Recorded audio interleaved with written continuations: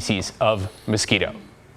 There's nothing about that story that is like, oh, that's interesting. It's not like, oh, that's really disgusting and gross. I know, especially when you see them like microscopically. The larvae are even worse than the flying insects, I think, too. I'm just going to stick with the bug spray or the candles or whatever it is, right? The citronella works for sure. And you know what else works really well? It's a good stiff breeze, and we've got that in the forecast for the next couple of days. Perfect. Hopefully that'll help to alleviate any mosquitoes that are hovering around your neighborhood. This is Mount Hood today. Actually looking south from our camera on Mount Hood at Mount Jefferson at these clouds hovering around the Cascades. And they tried to build into thunderstorms, but they would pulse up and then they would get knocked back down. See, that one was going up and then it collapses. Then another one goes up and it collapses.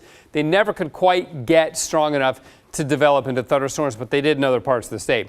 We had 90 though, 90 in Hillsborough, 90 in Troutdale. Portland was 89. So we're right there. We're surrounded by 90 basically to the to the west, east, and south. Hood River was 88. East of there was 96 in the Dalles for the hot spot in Oregon this afternoon. Nice and cool on the coast, and it's going to be getting cool everywhere over the next few days. So for the Columbia Basin, including the central and eastern gorge and on up through, well, the entire Columbia Basin, we have a wind advisory, and really because of the wind, we have a fire weather warning now too. The wind combined with the really low humidity, even when it cools off, it's still going to be a dangerous fire situation simply because of the winds that are going to be hitting us tomorrow or hitting this area tomorrow.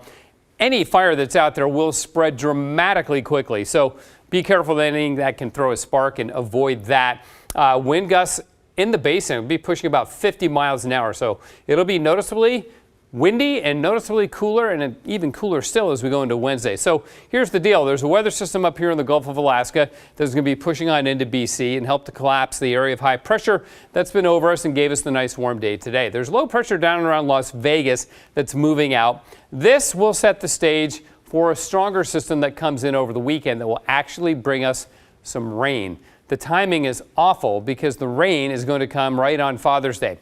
But the rest of the week will be cooler and really quite pleasant. Morning clouds, afternoon sun, temperatures in the 70s, even 60s. Then this little baby comes along for the weekend, and that's what brings us the rain. And it looks like Sunday, could even be Saturday night, finally moves out Monday, but by then we will have had what looks like a wet Father's Day. Now the timing may shift. It could come Saturday, or maybe it's later Sunday night into Monday. Right now it doesn't look like a whole lot of rain by 6 p.m. on Sunday, which would be great. That would mean we'd get through most of Father's Day with generally dry weather. But then look, it really ramps up overnight Sunday into Monday, nearly half an inch in Portland. So again, that'll be our first, I was going to say our first soaking of June, and that's true. It's going to be our first rain of any kind in the month of June, unless we squeeze some drizzle out of the low clouds the next day or so.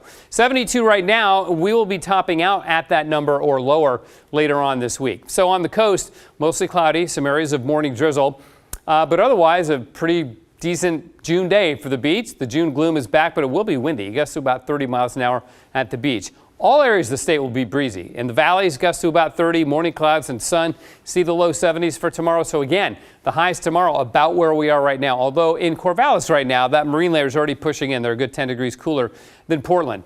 Partly sunny and cooler in the Cascades tomorrow, getting windy. Gusts to 40 miles an hour in the Cascades later in the day. Eastern Oregon gusts to 45. High fire danger, as we talked about. Pendleton down to 89. La Grande about 83. In the Gorge, the Dalles tomorrow 80, so dropping 16 degrees from today. But look at the wind gusts, up to 50 miles an hour for that central and eastern part of the gorge. So again, it's going to be ripping out there.